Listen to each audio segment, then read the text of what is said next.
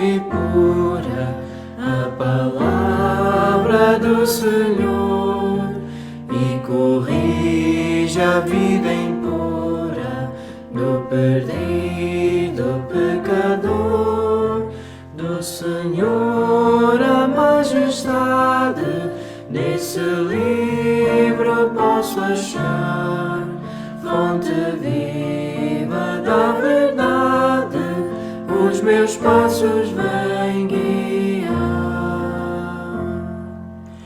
São prudentes os conselhos do meu Mestre e Salvador, e me mostram como espelhos que sou mau, sou pecador, mas vi o sol resplandecente, os preceitos de Jesus iluminam nossas mentes com radiante e clara luz.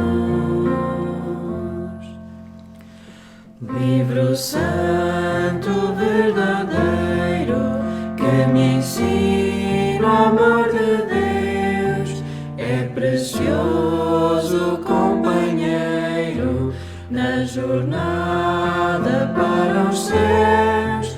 Nele sempre meditando, quero a Cristo obedecer, os pecados evitando, seus ensinos vou viver.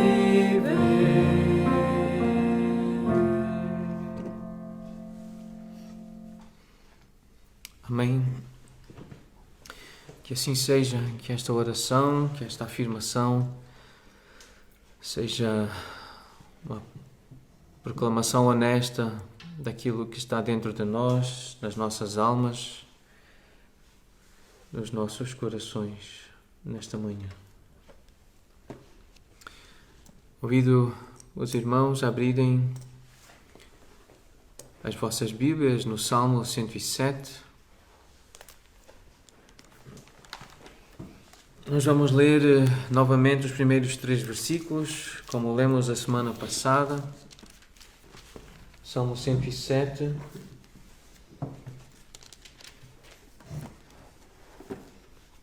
Vamos ler os primeiros 3 versículos. Rendei graças ao Senhor porque Ele é bom e a sua misericórdia dura para sempre. Digam-no os remidos do Senhor, os que Ele resgatou da mão do inimigo e congregou de entre as terras do Oriente e do Ocidente, do Norte e do Mar. Nós vimos estes primeiros 3 versículos de uma forma mais atenta no domingo passado e como resultado de um aprendizado que nós temos tido a oportunidade de ter, temos aprendido a ler as Escrituras para encontrar Cristo. A pregação e o ensino da Palavra de Deus têm que estar muito bem solidificados numa teologia que é bíblica. E por teologia bíblica, nós queremos dizer que é a maneira como toda a história da Bíblia se desenrola e se encaixa, culminando na vinda, na morte, na ressurreição, na ascensão e na volta de Jesus Cristo. Nós acreditamos que esta é a teologia bíblica. É isto que nós queremos em Deus, é isto que acreditamos que a Bíblia apresenta de uma forma bem geral. Esta é a mensagem da Bíblia. É assim que a história bíblica se desenrola. É assim que os eventos bíblicos se encaixam uns nos outros e que tudo culmina, atinge a sua plenitude, o seu clímax, na vinda, na morte, na ressurreição, na ascensão, e consumar-se-á a história bíblica na volta de Jesus Cristo. Ao olharmos para o livro dos Salmos, nós lembramos da mensagem deste livro sugerida, resumida pelo nosso irmão Carlos Osvaldo Pinto, nosso professor, irmão que nos influenciou tanto, e ele diz acerca deste livro que ele transmite a seguinte mensagem: a soberania de Deus é invocada e celebrada em petição e louvor por aqueles que, em meio à instabilidade da vida, anseiam por vê-la estabelecida definitivamente na terra, em cumprimento das promessas pactuais a Israel. É essa soberania de Deus, é o seu governo, a sua vontade a ser feita de acordo com Ele, de acordo com os seus critérios, essa vontade perfeita, boa, essa vontade agradável, que quem o adora, que quem o louva, deseja ver estabelecida na terra. É verdade que os Salmos tratam dessas circunstâncias que nos deixam instáveis, que nos deixam inseguros, que mexem, situações, circunstâncias que mexem com os nossos sentimentos. Por isso que este livro oferece ao povo de Deus a expressão de todos os sentimentos humanos no temor do Senhor. Este livro mostra de uma forma eloquente o valor da palavra de Deus na vida diária do crente. Os Salmos foram os cânticos de Israel. Este livro foi o inário da nação e, por extensão, é a expressão das emoções e das experiências do povo de Deus hoje. Ainda hoje nós usamos a música para expressar as nossas emoções e as músicas tocam as nossas emoções. As melodias, os poemas cantados tocam as nossas emoções. Deus é digno de louvor em todas as circunstâncias da nossa vida.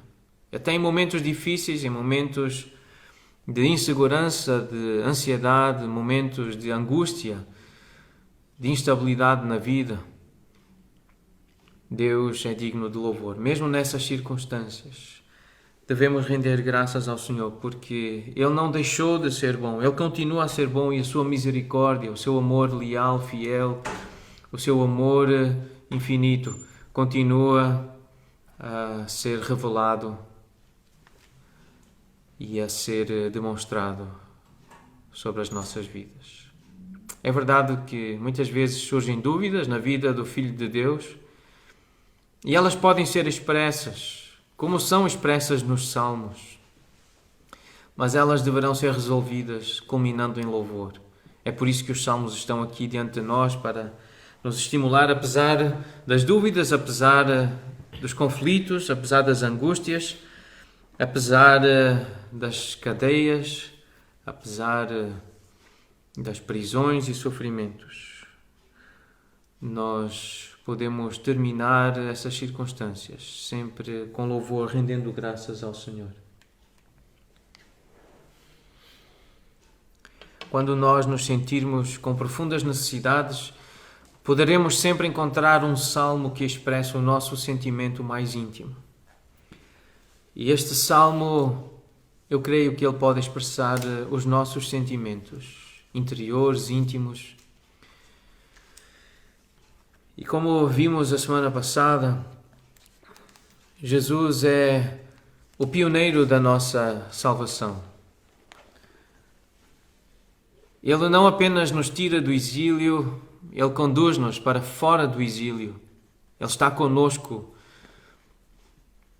no exílio, no vale da sombra da morte. Ele está conosco em casa, quando confinados, quando isolados, quando em quarentena, quando doentes, quando fracos. Ele está conosco e Ele conduz-nos para fora do exílio. Nós lembramos que o quinto livro dos Salmos, este Salmo 107, que é o início do quinto livro, uma vez que o livro dos Salmos está dividido também em porções, secções, em livros, e este quinto livro começa com um maravilhoso salmo, no qual a oração com que termina o quarto livro é respondida. O Salmo 106, no versículo 47, nós lemos: Salva-nos, Senhor, nosso Deus, e congrega-nos diante das nações para que demos graças ao Teu santo nome e nos gloriemos no Teu louvor. Agora, neste salmo estão as histórias daqueles que o Senhor congregou de entre as terras. Os versículos de 1 a 13 exortam aqueles que foram remidos e congregados a contarem a sua história.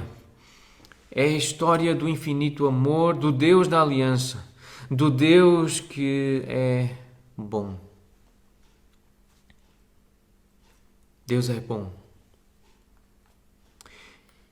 E, portanto, há motivos para render graças, porque a sua misericórdia dura para sempre.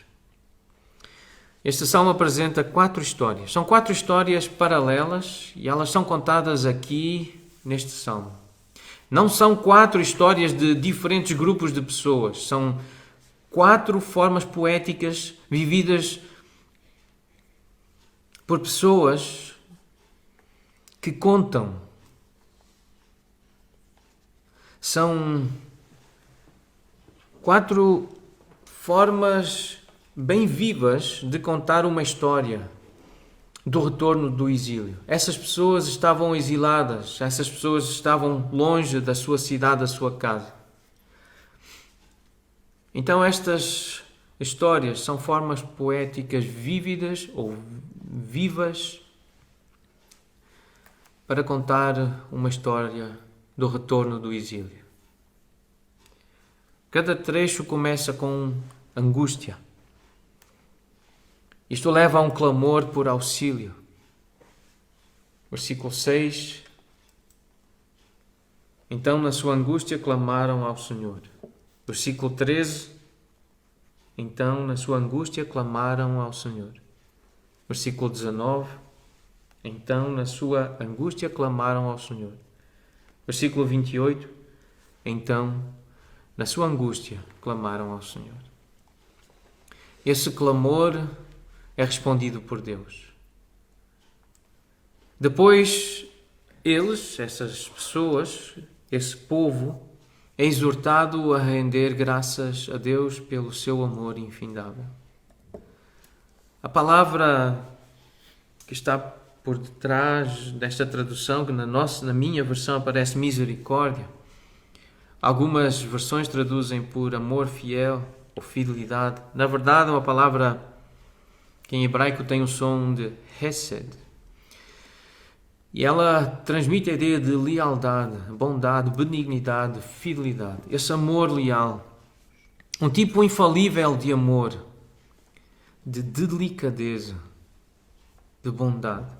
Usado frequentemente para se referir ao amor de Deus que está relacionado com a fidelidade à sua aliança. Esta palavra hebraica usada aqui pelo salmista, transmite essa ideia da fidelidade de Deus à sua aliança. Uma palavra que transmite a ideia de bondade, amor e graça. A graça de Deus para com o ser humano. Manifestos no perdão, na proteção, no auxílio, no atendimento a súplicas. Essa disposição de Deus manifestou-se desde a criação e acompanhará o seu povo até ao final dos tempos. E nós vivemos um momento da história humana marcado por angústia. Uma grande aflição acompanhada de opressão e tristeza. É assim que um dicionário define a palavra angústia. Grande aflição acompanhada de opressão e tristeza. Nas conversas que vamos tendo, nas notícias que vamos ouvindo, nós percebemos que há angústia, que há este sentimento de opressão, de tristeza. Não poder sair de casa, perder o emprego e, consequentemente, o sustento, ficar doente, sentir falta de ar e, em alguns casos, morrer. Isto deverá levar-nos a um clamor. Este momento da história que estamos a viver deverá levar-nos a um clamor por auxílio. Então, na sua angústia, eles clamaram ao Senhor. Um clamor por auxílio. Este momento deverá também levar-nos a esperar pela resposta, pelo livramento do Senhor. E, finalmente, expressões de gratidão pela sua bondade e pela sua maravilhosa misericórdia. O objetivo é que, ao lermos a sua palavra, ao conhecermos o seu caráter, o resultado seja a expressão de gratidão, render graças ao Senhor pela sua bondade, porque a sua misericórdia dura para sempre. A primeira história, portanto, ela traz-nos uma primeira imagem do exílio. Os versículos 4 a 9 descreve aqueles homens e mulheres errantes pelo deserto. Vamos ler estes versículos, de 4 a 9. Andaram errantes pelo deserto, por ermos caminhos, sem achar a cidade em que habitassem. Famintos e sedentos, desfalecia neles a alma. Então, na sua angústia, clamaram ao Senhor, e Ele os livrou das suas tribulações. Conduziu-os pelo caminho direito, para que fossem à cidade em que habitassem. Rendam graças ao Senhor por sua bondade e por suas maravilhas para com os filhos dos homens. Pois dessedentou a alma sequiosa e fartou de bens a alma faminta. Então o primeiro poema descreve o exílio como estarem perdidos num mundo deserto, no qual não conseguem encontrar o caminho para uma cidade na qual possam habitar. Os seus apetites estão constantemente insatisfeitos, até experimentarem o infindável amor de Deus, a sua misericórdia, que dura para sempre. Esta primeira imagem do exílio, ela leva-nos para aquilo que o povo de Israel experimentou ao sair do exílio, no Êxodo, mas registrado em Deuteronômio.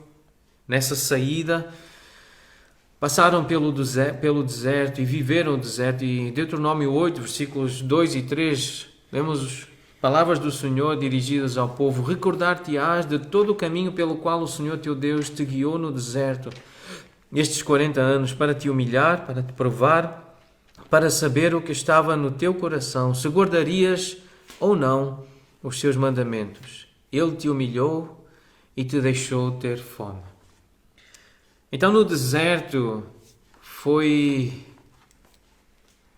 possível, ou aconteceu, de experimentarem fome, de sentirem essa provação, de sentirem que os seus apetites estavam insatisfeitos. Então, esta primeira imagem, ela refere-se, de certa forma, àquilo que Israel viveu no exílio, a sair do exílio. Aquilo que viveu também por causa do seu caráter, do seu coração, do seu pecado, das suas transgressões. Mas como sempre procuramos perceber de que forma a palavra, e especialmente o Velho Testamento e os Salmos, apontam para o Senhor Jesus. E nós sabemos que o Senhor Jesus suportou por nós todas as agonias da fome no deserto. Em Mateus 4, nós lemos que Jesus foi levado pelo Espírito ao deserto para ser tentado pelo diabo, e depois de jejuar 40 dias e 40 noites, ele teve fome. Ele experimentou as agruras do deserto. Ele sentiu fome. Não por causa do pecado dele, como veremos mais à frente em alguns textos bíblicos, mas ele experimentou o deserto. Ele andou no deserto e ele experimentou fome. Isto porque o autor aos Hebreus explica no capítulo 4, versículo 15, referindo-se a Jesus como o nosso sumo sacerdote, que se compadece das nossas fraquezas. Ele foi tentado em todas as coisas, à nossa semelhança. Ele foi tentado com a fome, com o deserto, mas sem pecado. Ele nunca pecou. E depois de considerar a história no seu contexto, o que o salmista quis dizer, referindo-se a Israel e o que Israel viveu e de como isto foi vivido e é vivido por Jesus na nova aliança para cumprir e estabelecer e começar a nova aliança com um novo povo, que é a igreja que somos nós, como isto se pode aplicar à nossa vida, à nossa caminhada espiritual.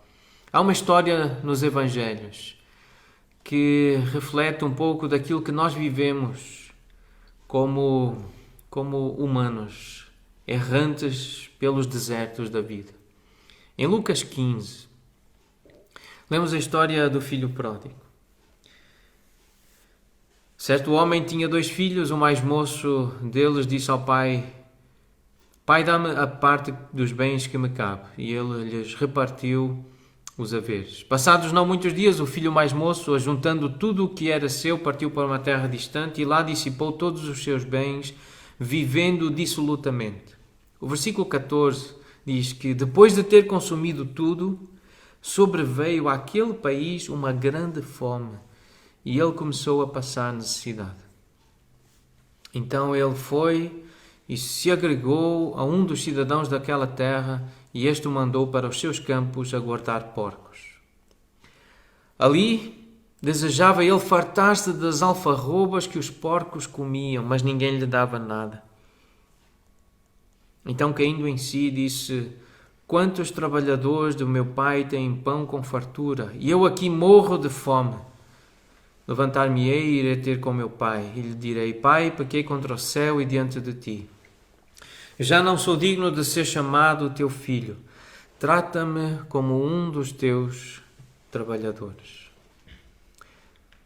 Esta história que Jesus contou, ela reflete a nossa caminhada como homens e mulheres errantes pelos desertos da vida. Por causa dos desejos dos nossos corações cheios de pecado, como cantamos há pouco, a palavra do Senhor, ela, como um espelho, mostra que nós somos maus, somos pecadores. E esta história mostra aquilo que está no nosso coração, como nós desejamos viver dissolutamente. E essas decisões que muitas vezes fazemos, em que nos afastamos da casa do Pai e vamos para terras distantes, e lá dissipamos o nosso tempo, dissipamos a nossa saúde, vivendo dissolutamente. Isso descreve o deserto, desertos espirituais, pelos quais nós andamos porque fazemos decisões erradas que nos levam para longe da casa do Pai. Então aí experimentamos fome. Queremos comida, mas ninguém nos dá nada. É aí que precisamos lembrar da casa do Pai. E alguns então têm lembrado da casa do Pai. E voltam contritos, arrependidos, humildes, dirigindo-se ao Pai, reconhecendo os seus pecados, clamando ao Pai por auxílio, por ajuda, confessando a sua indignidade, recebendo então a bondade, a misericórdia e a graça do Senhor. Esta ideia, então, dos desertos da vida deverá levar-nos a um clamor por auxílio. Então, na sua angústia, clamaram ao Senhor. Esta ideia dos desertos da vida deverá levar-nos a esperar também pela resposta, pelo livramento do Senhor, que finalmente nos levará a expressões de gratidão pela sua bondade e pela sua maravilhosa misericórdia. O versículo 9 diz: Pois dessedentou a alma sequiosa e fartou de bens a alma faminta. O Senhor respondeu. O Senhor atendeu, o Senhor visitou e o Senhor dessedentou a alma sequiosa e fartou de bens a alma faminta. O Senhor Jesus diz: Bem-aventurados os que têm fome e sede de justiça, porque serão fartos. Quando nós desejamos o seu reino, buscamos a sua justiça em primeiro lugar, nós sabemos que seremos fartos. sabemos que seremos satisfeitos, teremos as nossas necessidades satisfeitas quando temos fome, quando sentimos sede da justiça e a buscamos em primeiro lugar nas nossas vidas. E a promessa que a palavra do Senhor nos traz, que se cumprirá cabalmente, registada em Apocalipse 7, versos 16 e 17. O Senhor diz: jamais terão fome, nunca mais terão sede, não cairá sobre eles o sol nem ardor algum. Pois o Cordeiro que se encontra no meio do trono os apacentará e os guiará para as fontes da água da vida. Esta é a promessa que nós temos, que o pastor fará isso conosco. O pastor aqui descrito como o Cordeiro, que se identifica conosco, o pastor que anda conosco, o pastor que nos conduz e que nos guia. Ele nos apacentará e nos guiará para as fontes da água da vida. Nunca mais teremos sede, nunca mais teremos fome, porque nós temos um pastor que nos conduz. Esta é a nossa esperança, esta é a nossa confiança, esta é a nossa certeza, esta é a verdade que anunciamos num dia como este, um dia em que precisamos da palavra do Senhor para nos curar, para nos sarar, para nos livrar do que se mostra ser mortal, especialmente o nosso pecado. Há uma segunda imagem do exílio. O Salmo 107 continua apresentando uma outra história, versículos 10 até 16. Uma segunda imagem do exílio. E eu vou pedir que a Graça leia estes versículos, de 10 a 16. Então, Salmo 107, versículos 10 a 16. Vamos acompanhar a leitura. Tal como a que se assenta nas trevas e sombra da morte, presa em aflição e em ferro, porquanto se rebelaram contra as palavras de Deus e desprezaram o conselho do Altíssimo. Portanto, lhes abateu o coração com trabalho, tropeçaram e não houve quem os ajudasse. Então clamaram ao Senhor na sua angústia e os livrou das suas dificuldades. Tirou-os das trevas e sombra da morte e quebrou as suas prisões. Louvem ao Senhor pela sua bondade e pelas suas maravilhas para com os filhos dos homens, pois quebrou as portas de bronze e despedaçou os ferrolhos de ferro. Então, segundo o poema, ele evoca o terrível sentimento de estar preso, de estar enredado no mundo escuro, escravizados a forças das quais os homens, as mulheres não conseguem escapar. Também é uma imagem do que Israel viveu no exílio, quando escravizados. Uma das imagens, ou um dos relatos, está no livro do Êxodo, no capítulo 1, versículos 13 e 14. Quando lemos o que os egípcios, com tirania, faziam a Israel, faziam servir os filhos de Israel. E lhes fizeram amargar a vida com dura servidão, em barro e em tijolos, e com todo o trabalho no campo. Interessante esta expressão, versículo 14, com todo o serviço em que na tirania os serviam. Uma imagem aqui, portanto, de uma prisão. O Senhor Jesus suportou por nós todas as agonias da escuridão na cruz. Em Lucas 23, quando descreve aquilo que Jesus viveu na cruz, diz o versículo 44 que já era quase a hora sexta, escurecendo-se o sol, houve trevas sobre toda a face da terra, sobre toda a terra, até a hora nona. Jesus preso na cruz, preso numa terra escura, numa terra em trevas.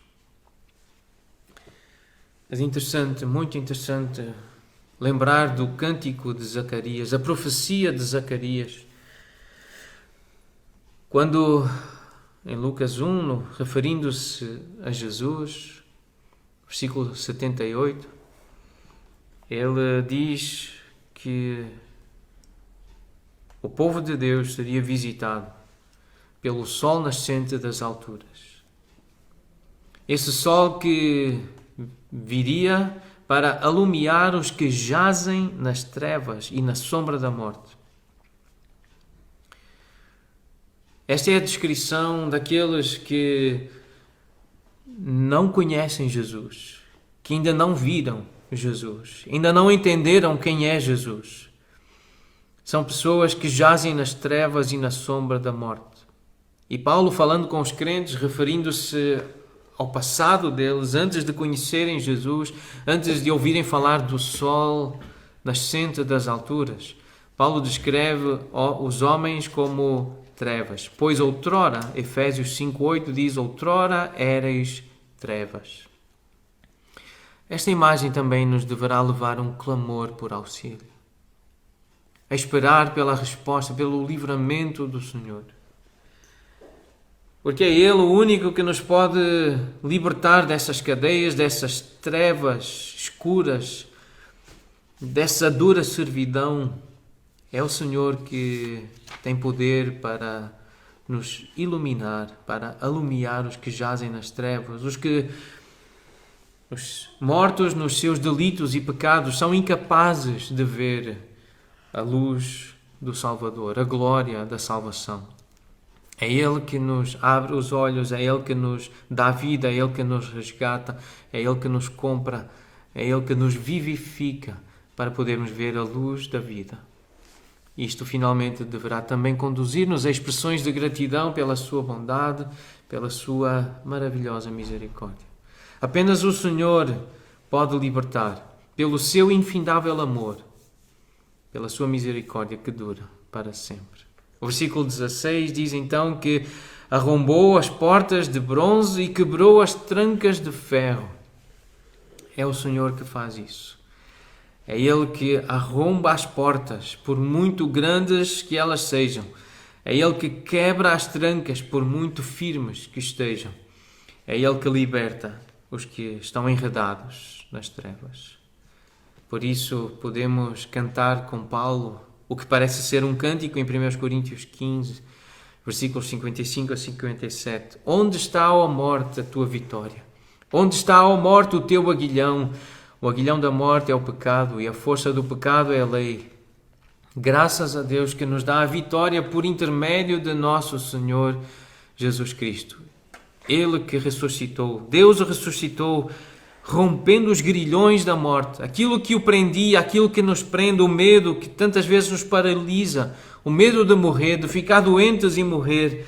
São grilhões de morte que querem prender almas de homens e mulheres. Muitos deles aparentemente saudáveis, mas sabem da sua fraqueza e da sua fragilidade. E o medo da morte tem agrilhoado, tem prendido, tem enredado muita gente. Mas Deus ressuscitou Jesus. Ele rompeu os grilhões da morte. Porquanto não era possível fosse ele retido por ela. Lemos isso em Atos 2, nesse sermão de Pedro, cheio do Espírito Santo, a falar daquilo que Deus quer enviar aos nossos corações hoje. Jesus ressuscitou. Ele rompeu os grilhões da morte. A morte não o pôde reter, nem nos poderá reter. Em Colossenses 1:13 diz que Ele nos libertou do império das trevas e nos transportou para o reino do Filho do seu amor, no qual temos a redenção. Nós somos os remidos. Nós temos a remissão dos pecados. É assim que é descrita a experiência do cristão, aquele que tem fé. É assim que é descrita a nossa experiência. Nós fomos libertados do império das trevas. Nós já não estamos mais enredados nas trevas. É por isso que nós podemos render graças ao Senhor, porque Ele é bom, porque a sua misericórdia dura para sempre, alcançou-nos, remiu-nos, congregou-nos, povos diferentes, de lugares diferentes, mas congregados no mesmo povo, numa mesma família, feitos filhos de Deus, para a glória de Jesus, que é descrito em Apocalipse, no capítulo 1, versículo 5, com a fiel testemunha, o primogênito dos mortos, o soberano dos reis da terra, Aquele que nos ama, pelo seu sangue, nos libertou dos nossos pecados. É assim que Jesus é descrito. Aquele que nos liberta dos nossos pecados. Aquele que nos livra do que nos é mortal. Uma terceira imagem. Uma terceira imagem do exílio que este salmo nos apresenta. Versículos 17 a 22. Uma terceira imagem que apresenta fracos, homens e mulheres fracos no mundo doente. Nós vamos ler estes versículos 17 a 22. Vou pedir a ajuda do Pedro. Então o Pedro vai ler os versículos 17 a 22. Vamos acompanhar a leitura. Os estultos, por causa do seu caminho de transgressão e por causa das suas iniquidades, serão afligidos. A sua alma aborreceu toda a sorte de comida e chegaram às portas da morte. Então, na sua angústia, clamaram ao Senhor e Ele os livrou das suas tribulações. Enviou-lhes a sua palavra e os sarou e os livrou do que lhes era mortal. Rendam graças ao Senhor por sua bondade e por suas maravilhas para com os filhos dos homens. Ofereçam sacrifícios de ações de graças e proclamem com júbilo as suas obras. Neste terceiro poema, nós vemo-los, ou podemos dizer que nos vemos a nós também, fracos num mundo doente, a perder o apetite e a vontade de viver. De novo, podemos encontrar uma descrição daquilo que Israel viveu no exílio ou a sair do exílio. Em Números 21, versículos 5 e 6, nós lemos que o povo falou contra Deus e contra Moisés. E o que disseram foi isto: por que nos fizeste subir do Egito, para que morramos neste deserto, onde não há pão nem água? E a nossa alma tem fastio deste pão vil. Então o Senhor mandou entre o povo serpentes abrasadoras que mordiam o povo, e morreram muitos do povo de Israel. Pragas, doenças. O próprio Senhor enviou. O próprio Deus soberano permite assim circunstâncias de grande instabilidade que causam grande angústia. Isto aconteceu com Israel. Israel experimentou pragas, doenças, sofrimento. O Senhor Jesus também suportou por nós todas as agonias das doenças que levam à morte. Em Isaías 53, no versículo 4, nós lemos que Jesus tomou sobre si as nossas enfermidades e as nossas dores Ele levou sobre si. E nós o reputávamos por aflito, ferido de Deus e oprimido. Ele levou as nossas doenças, as nossas enfermidades. Interessante o que Mateus diz no capítulo 8, lembrando que muitos endemoniados eram trazidos a Jesus e Ele meramente com a palavra. Interessante esta expressão aqui. Meramente com a palavra. Mateus 8,16. Expeliu os espíritos e curou todos os que estavam doentes. Meramente com a palavra. Esta expressão merecia estar sublinhada ou destacada. Eu não o fiz na projeção, mas os irmãos podem fazê-lo nas vossas Bíblias. Sublinhar, destacar esta expressão aqui. E ele, versículo 16 de Mateus 8, meramente com a palavra curou todos os que estavam doentes. Versículo 17 diz: para que se cumprisse o que fora dito por intermédio do profeta Isaías, aquilo que nós lemos há pouco no capítulo 53 do profeta Isaías. Ele mesmo tomou as nossas enfermidades e carregou com as nossas doenças.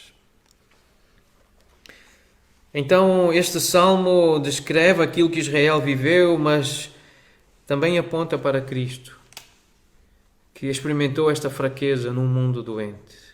Ele levou as nossas doenças, Ele carregou as nossas enfermidades.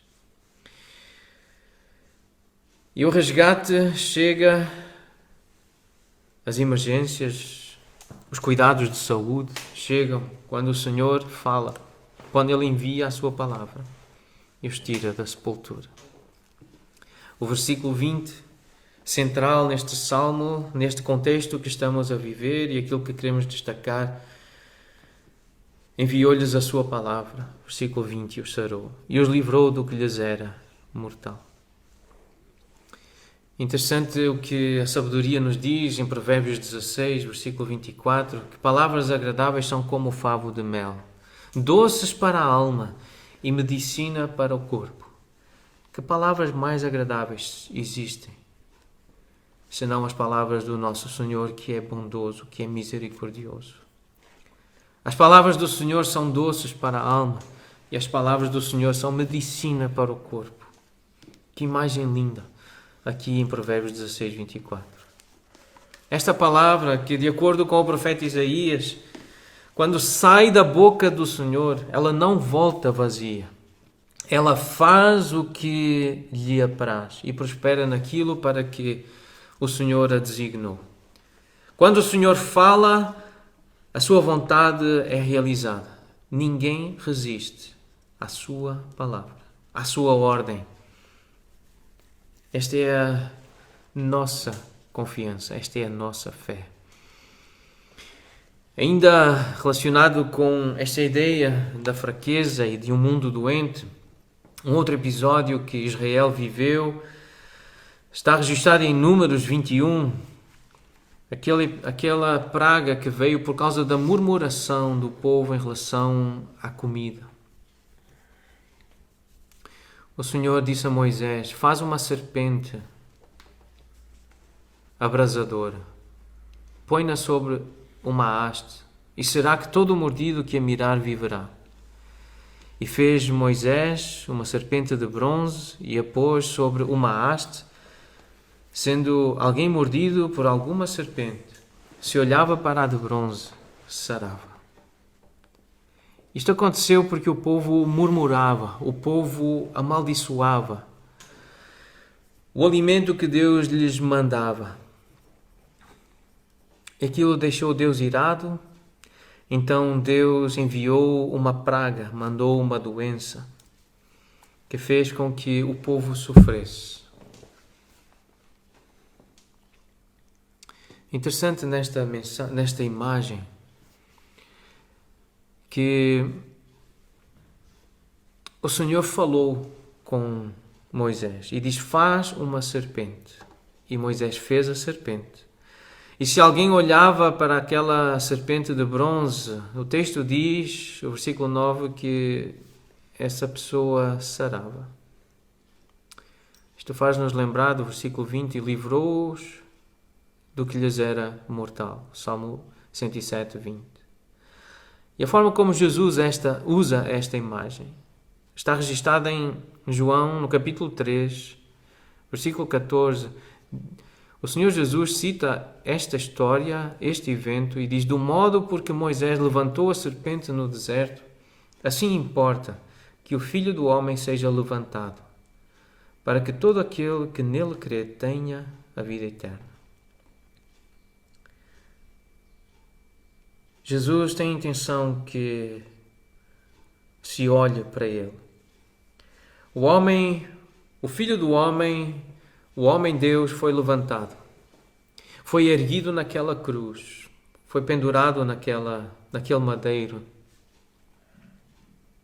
Aquela haste.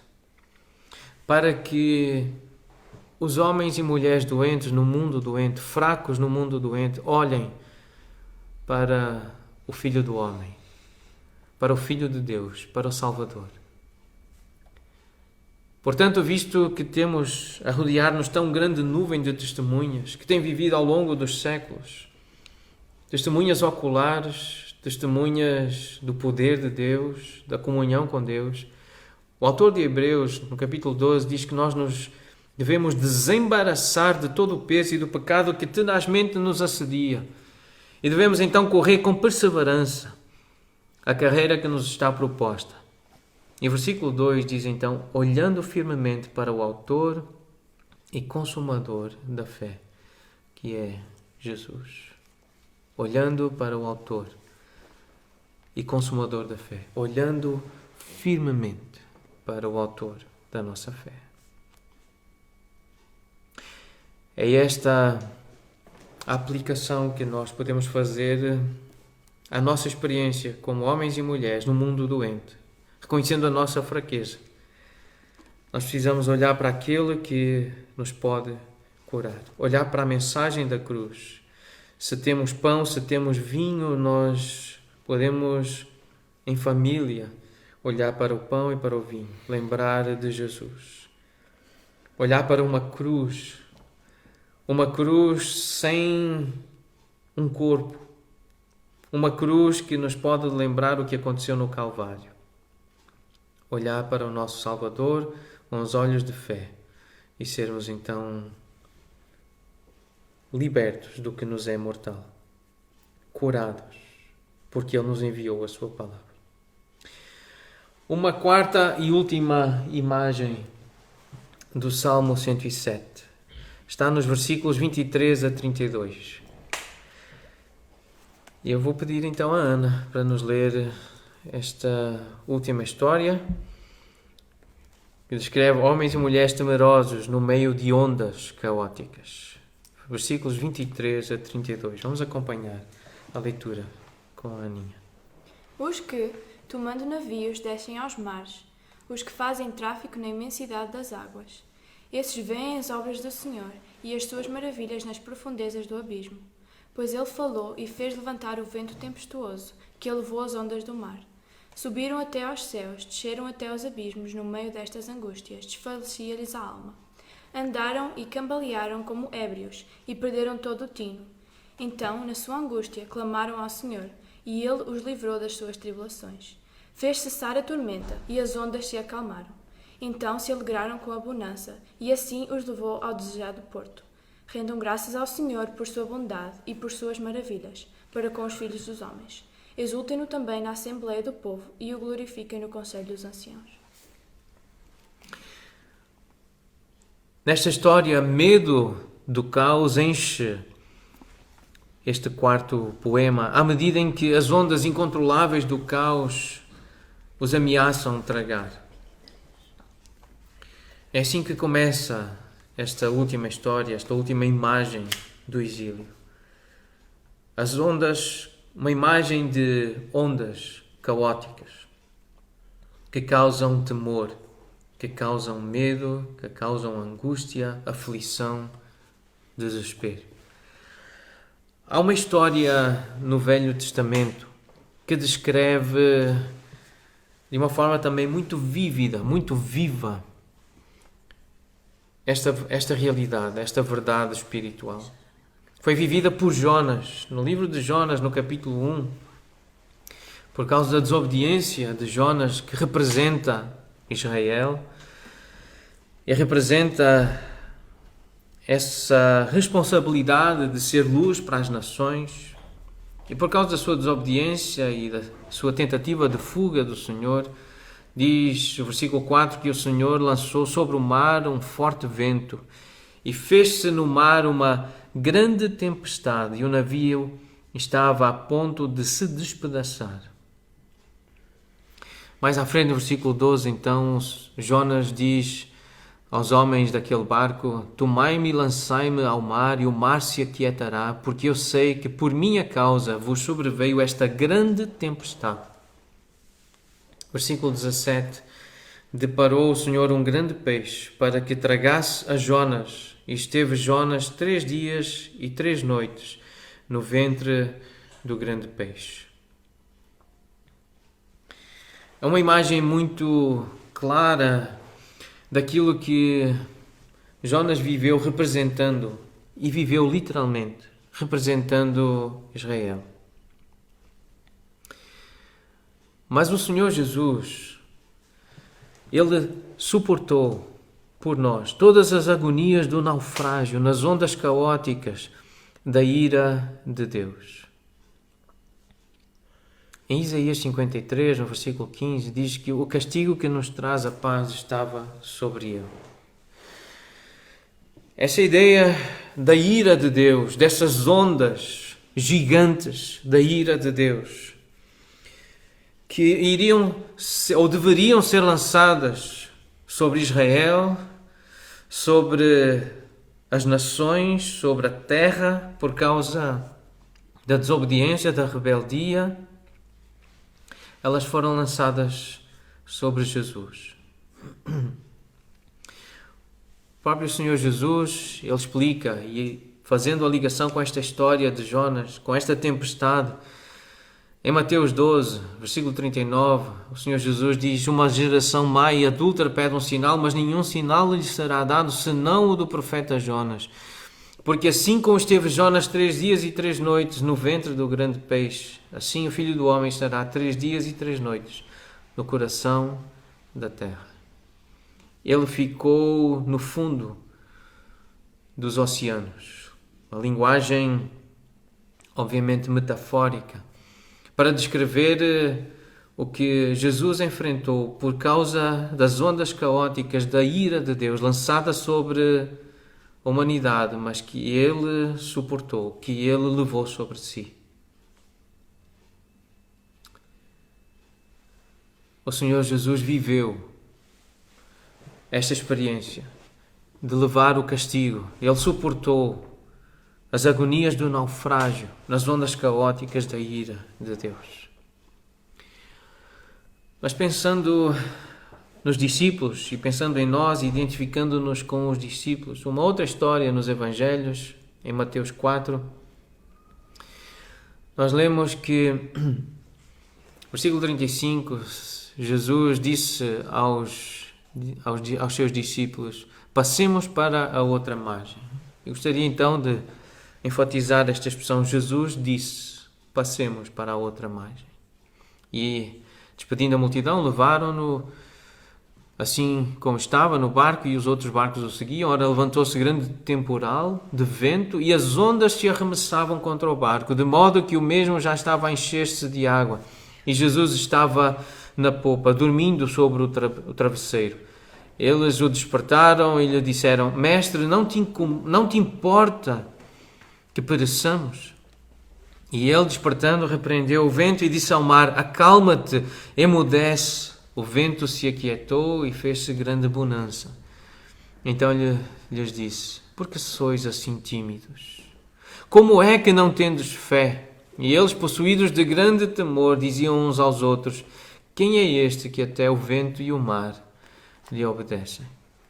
Esta história mostra que apenas o Senhor pode acalmar a tempestade e trazer para casa aqueles que estão temerosos no meio de ondas caóticas. Porque Ele disse que iriam atravessar para a outra margem. Eles chegaram à outra margem. Ele falou e o vento aquietou-se. Ele falou e o mar e o vento se acalmaram. O versículo 29 do Salmo 107 diz que Ele fez cessar a tormenta e as ondas se acalmaram. Então se alegraram com abundância e assim os levou ao desejado porto. Porque Ele disse que levaria. Ele disse que faria chegar. É por isso que Jesus diz aos seus discípulos: não se turbe o vosso coração, credes em Deus, crede também em mim. Na casa de meu Pai há muitas moradas. Se assim não for, eu vou-lhe teria dito, pois eu vou preparar-vos lugar. E quando eu for e vos preparar lugar, voltarei e vos receberei para mim mesmo, para que onde eu estou estejais vós também. O Senhor Jesus, Ele vai nos levar ao porto seguro. Ele vai nos levar para a outra margem. Ele vai nos levar para casa, para a cidade onde nós podemos nos estabelecer. Estas coisas Ele disse. Estas coisas Ele falou. Esta palavra Ele enviou e tem enviado. O seu ensino Ele tem nos deixado para que tenhamos paz nele. No mundo passamos por aflições, João 16:33. Passamos por doenças, passamos por desertos. No mundo nós passamos por cadeias. No mundo nós passamos por enfermidades e por tempestades caóticas, ondas caóticas.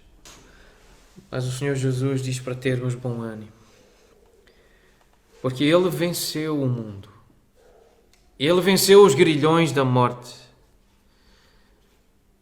Então, por meio do ensino, usando pastores e mestres, seguindo a verdade, o Senhor livra-nos de sermos agitados de um lado para o outro,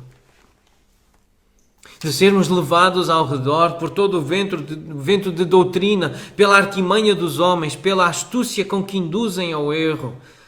Citação de Efésios 4:14. Esses homens, esses falsos mestres, são descritos em Judas 13 como ondas bravias do mar que espumam as suas próprias sujidades. Estarmos expostos a falso ensino, a falsos mestres, a falsos crentes, é como estarmos expostos a ondas bravias do mar que espumam as suas próprias sujidades. E, obviamente, causam grandes tempestades nas nossas vidas, e temor e angústia. Apenas o Senhor pode acalmar a tempestade e nos levar sãos e salvos para casa, por meio da sua palavra doce, a sua palavra verdadeira, a sua palavra poderosa, a sua palavra que cura e que livra do que é mortal. Nós precisamos de ensino verdadeiro, baseado na palavra que é verdade. Resumindo então, o nosso estudo do Salmo 107. Cada um destes trechos descreve, em termos poéticos, a experiência inicial de Israel quando foram trazidos da escravidão no Êxodo. Evocam a imagem dos primeiros cantores, maravilhados por terem sido trazidos do exílio e reunidos na terra prometida. Contudo, o clímax é atingido quando o Senhor Jesus Cristo suporta por nós todas as agonias da fome no deserto, da escuridão na cruz, das doenças que levam à morte e do naufrágio nas ondas caóticas da ira de Deus. Esta foi a observação de Christopher Ash no seu comentário a este salmo. Somente quando Jesus suportou aquela ira, em toda essa terrível dimensão, é que experimentou a alegria que lhe estava proposta. Ele que então, em troca da alegria que lhe estava proposta, suportou a cruz, não fazendo caso da ignomínia, e por isso está assentado à destra do trono de Deus, a quem nós podemos render graças, porque Ele é bom, porque a sua misericórdia dura para sempre. O final deste salmo parece não se encaixar no padrão claro dos versículos 4 a 32. Então, nestes últimos versículos do Salmo, nos versículos 33 a 42, nós vemos o Senhor a trazer julgamento sobre o povo. Ele converteu rios em desertos e mananciais em terra seca, terra frutífera em deserto salgado, por causa da maldade dos seus habitantes. Depois de todo aquele livramento, nós vemos julgamento. Mas versículos 35 a 38 mostram-nos que há salvação, converteu o deserto em lençóis de água e a terra seca em mananciais, estabeleceu aí os famintos, os quais edificaram uma cidade em que habitassem, semearam campos e plantaram vinhas e tiveram fartas colheitas. Ele os abençoou de sorte que se multiplicaram muito e o gado deles não diminuiu. Mas depois vem disciplina. Versículos 39 e 40. Mas tornaram a reduzir-se e foram humilhados pela opressão, pela adversidade e pelo sofrimento. Lança ele o desprezo sobre os príncipes e os faz andar errantes onde não há caminho. Mas finalmente há alegria. Versículo 41. Mas levanta da opressão o necessitado para um alto retiro e lhe prospera famílias como rebanhos. Os retos veem isso e se alegram, mas o ímpio por toda a parte fecha a boca. Então é neste balancé, um balancé de experiências que está a surpresa. Contudo, isto ensina-nos que o caminho em direção à terra prometida é, ainda que no infindável amor do Senhor, na sua misericórdia que dura para sempre, mas este caminho é uma estrada que nos leva por altos e baixos. O O seu amor é imutável mesmo quando as nossas experiências são tão diferentes a cada dia ou a cada ano. Momentos de julgamento, mas momentos de salvação, de livramento. Momentos de disciplina, mas momentos de alegria, porque sabemos que somos amados. E é assim que vamos vivendo a vida cristã. Assim como Israel viveu, nós também, como povo de Deus, como igreja, nós vamos percebendo este movimento, este caminho, esta estrada em que caminhamos, estas experiências tão diferentes. Todavia, a palavra final deste salmo é que os retos veem isso e se alegram, pelo grande resgate que experimentaram, enquanto o ímpio por toda a parte fecha a boca, não tendo nada a declarar diante do seu justo julgamento, não tem argumentos para se defender e fica sem palavras. Portanto, é em todas estas coisas que nós devemos prestar atenção. São estas coisas que nós devemos considerar se formos sábios. Este é o último versículo do Salmo 107. Quem é sábio, atente para essas coisas e considere as misericórdias do Senhor. Jesus, o nosso pioneiro, ele conduz-nos para fora do exílio em direção à terra prometida, que são os novos céus e a nova terra. Esta história é a história de Israel, a história de Jesus, e em Cristo esta é a nossa história. À medida em que a cantamos, à medida em que a lemos, à medida em que a oramos, nós refletimos no que significa viver debaixo do amor infindável de Deus por nós, em Cristo. Porque em Cristo nós iremos chegar à Nova Jerusalém, à cidade em que poderemos habitar, livres do pecado para sempre. Porque o Cristo, o ungido de Deus, o Filho de Deus, o Filho do homem, nos libertou para sermos verdadeiramente livres, com corpos ressuscitados para a vida imortal, numa nova criação, na qual, de acordo com Apocalipse 21, o mar já não existe.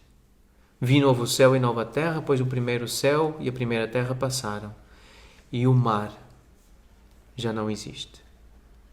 Aquelas ondas de pavor, aquelas ondas que infligem medo, angústia, elas terão desaparecido. Esta é a imagem do novo céu e da nova terra, onde o mar já não existe. E é com esta imagem, então, que nós vamos cantar uma destas histórias. O hino 408 ajuda-nos a cantar uma destas histórias. E terminaremos assim este nosso tempo de exposição bíblica. Teremos logo a seguir a nossa reunião de comunhão e de oração.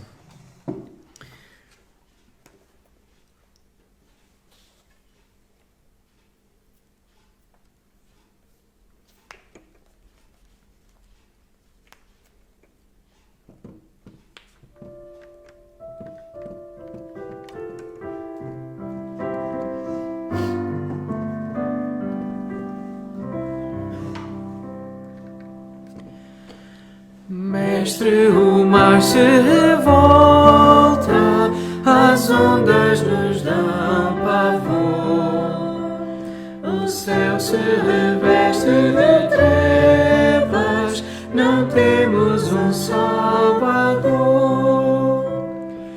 Não te incomodas conosco, podes assim dormir, se a cada momento estamos bem perto de submergir. As ondas atendem ao meu mandar, sossegai.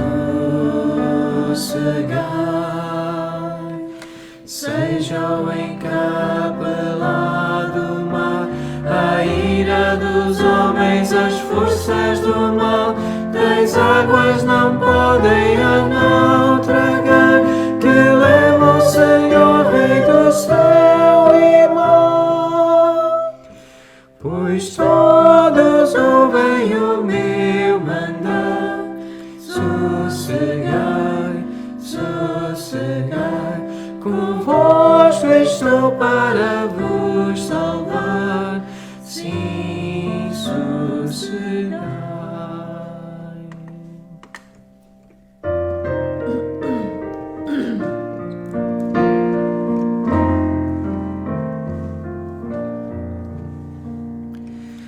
Mestre, na minha tristeza, estou quase a sucumbir. A dor que perturba a minha alma, eu peço-te, vem banir. De ondas de mal que me encobrem, quem me fará sair? Pereço sem ti, ó meu mestre, vem logo, vem me acudir. As ondas atendem ao meu mandar, sossegai.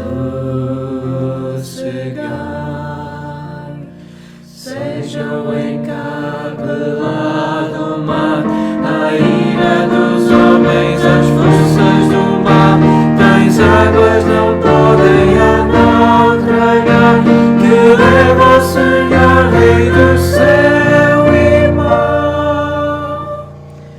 Pois todos ouvem o meu mandar, sossegai, sossegai, convosco estou para vos salvar, sim, sossegai. Mestre, chegou a bonança, em paz vejo o céu e o mar. O meu coração vibra em calma, que não poderá findar. Fica comigo, meu mestre, dono da terra e céu, e assim chegarei bem seguro ao porto destino meu. As ondas atendem ao meu mandar, sossegai. Seja o encapelado mar, a ira dos homens, as forças do mal, tais águas não podem a naufragar, que leva o Senhor, Rei do céu e mar. Pois todos ouvem o meu mandar, sossegai, sossegai, convosco estou para vos salvar, sim, sossegai.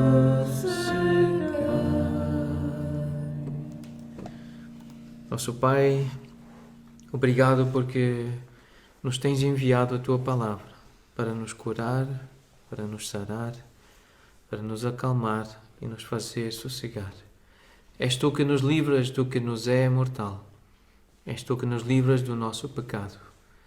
Rendemos-te graças, louvamos, glorificamos o Teu grande nome, pela Tua imensa bondade, pela Tua graça e misericórdia, que duram para sempre.